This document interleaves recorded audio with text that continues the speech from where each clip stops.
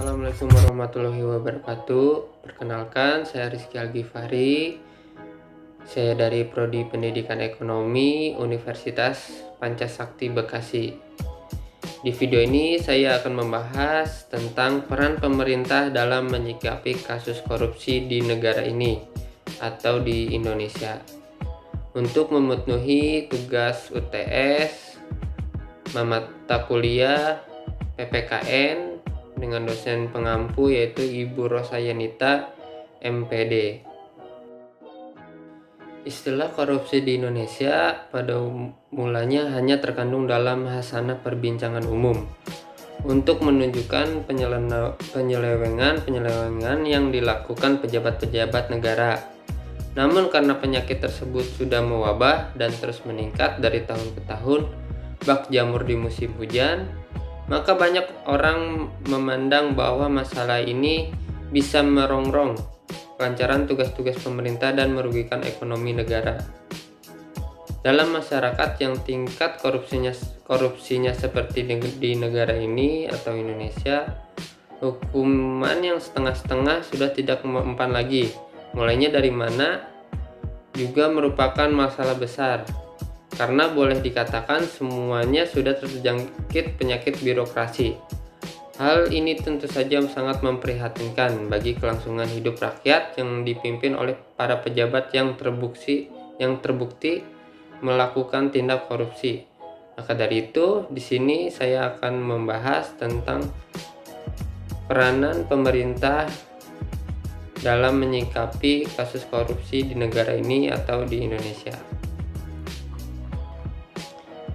Pertama-tama mungkin apa sih itu korupsi? Apa yang dimaksud dengan korupsi?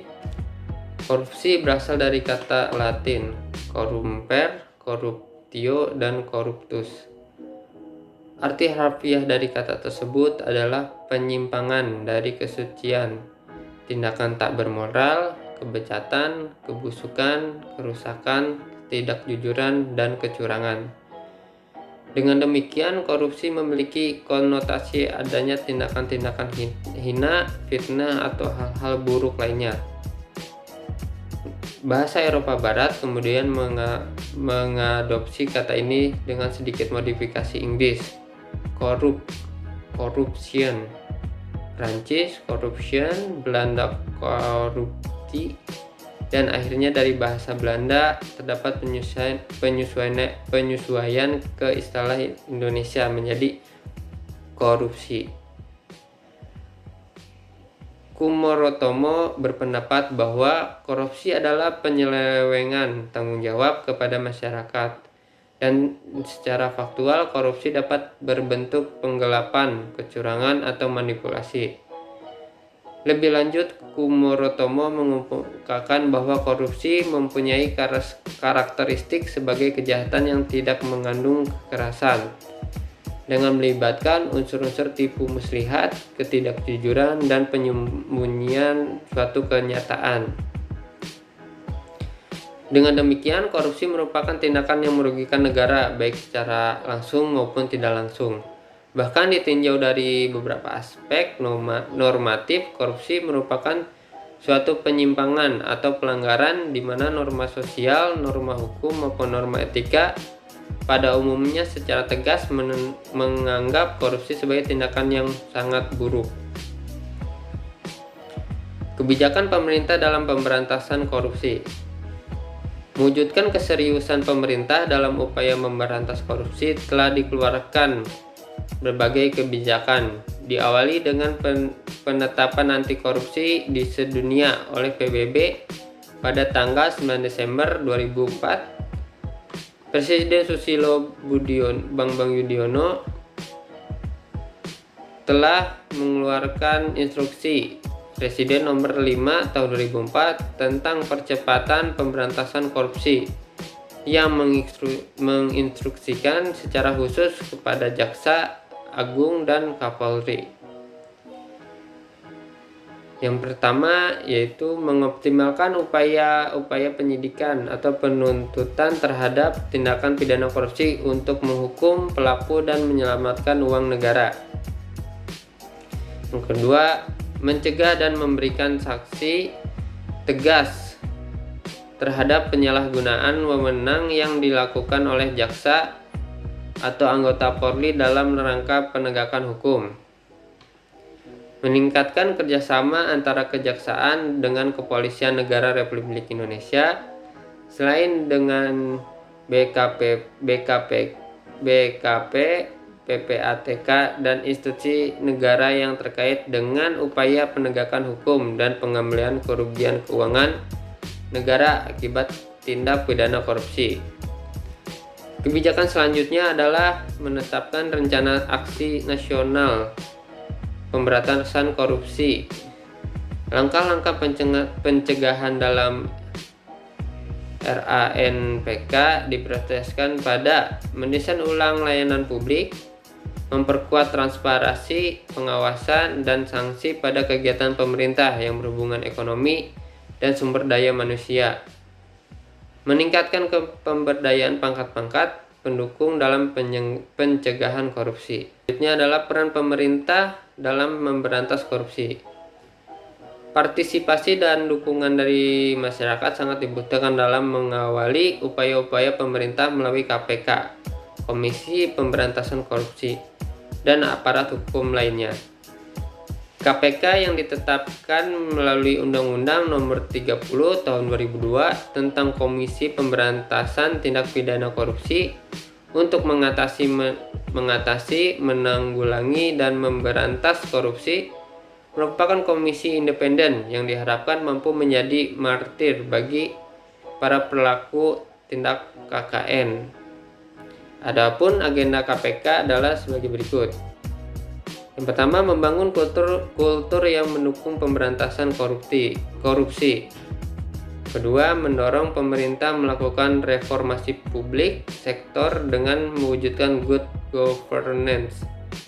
Yang ketiga, membangun kepercayaan masyarakat. Yang keempat, mewujudkan keberhasilan penindakan terhadap pelaku korupsi besar. Yang kelima, memacu aparat hukum lainnya untuk memberantas korupsi. Kendala-kendala yang dihadapi dalam pemberantasan korupsi di negara ini atau di Indonesia. Korupsi dapat terjadi di negara maju maupun negara berkembang seperti di Indonesia. Adapun ternyata hambatan atau kendala-kendala yang dihadapi bangsa Indonesia dalam meredam korupsi antara lain adalah: yang pertama, penegakan hukum yang tidak konsisten dan cenderung setengah-setengah. Yang kedua, struktur birokrasi yang berorientasi ke atas, termasuk perbaikan birokrasi yang cenderung terjebak perbaikan remunerasi tanpa membenahi struktur dan kultur. Kurang optimalnya fungsi komponen-komponen pengawas atau pengontrol sehingga tidak ada check and balance. Banyaknya celah atau lubang-lubang yang dapat dimasuki tindakan korupsi pada sistem politik dan sistem administrasi negara Indonesia. Yang kelima, kesulitan dalam menempatkan atau merumuskan perkara, sehingga dari contoh-contoh kasus yang terjadi, para pelaku korupsi begitu gampang mengelak dari tuduhan yang diajukan oleh jaksa. Dan yang keenam, taktik-taktik koruptor untuk mengelabui aparat pemeriksa, masyarakat, dan negara yang semakin canggih. Selanjutnya, upaya-upaya yang harus dilakukan dalam pemberantasan korupsi di negara ini atau di Indonesia. Dengan memperhatikan faktor-faktor yang menjadi penyebab korupsi dan hambatan-hambatannya dalam pemberantasan korupsi, dapatlah ditemukan beberapa upaya yang dapat dilakukan untuk menangkalnya, yaitu: yang pertama, menegakkan hukum secara adil dan konsisten sesuai dengan peraturan perundang-undangan dan norma-norma lainnya yang berlaku. Yang kedua, menciptakan kondisi birokrasi yang ramping, struktur, dan kaya fungsi. Menambah atau rekrutmen pegawai sesuai dengan kualifikasi, tingkat kebutuhan baik dari segi kuantitas maupun kualitas. Yang ketiga, mengoptimalisasi fungsi pengawasan atau kontrol sehingga komponen tersebut betul-betul melaksanakan pengawasan secara programatis dan sistematis. Yang keempat, mendayagunakan segenap suprastruktur politik maupun infrastruktur politik, dan pada saat yang sama membenahi birokrasi sehingga lubang-lubang yang dapat dimasuki tindakan korupsi dapat ditutup. Yang kelima, adanya penjabaran rumusan perundang-undangan yang jelas sehingga tidak menyebabkan kekaburan atau perbedaan persepsi di antara para penegak hukum dalam menangani kasus korupsi. Yang keenam, semua elemen seperti aparatur negara, masyarakat, akademisi, wartawan harus memiliki idealisme, keberanian untuk mengungkap penyimpangan secara objektif, jujur, kritis terhadap tatanan yang ada, disertai dengan keyakinan penuh terhadap prinsip-prinsip keadilan. Dan yang terakhir, melakukan pembinaan mental dan moral manusia melalui khotbah, ceramah atau penyuluhan di bidang keagamaan, etika, dan hukum. Dari pembahasan yang telah saya sampaikan, kesimpulannya adalah korupsi merupakan tindakan buruk yang dilakukan oleh aparatur birokrasi serta orang-orang yang berkompeten dengan birokrasi. Korupsi dapat bersumber dari kelemahan-kelemahan yang terdapat pada sistem politik dan sistem administrasi negara, dengan birokrasi sebagai perangkat pokoknya. Keburukan hukum merupakan penyebab lain meluasnya korupsi, seperti halnya delik-delik hukum yang lain. Delik hukum yang menyangkut korupsi di Indonesia masih begitu rentan terhadap upaya pejabat-pejabat tertentu untuk membelokkan hukum menurut kepentingannya.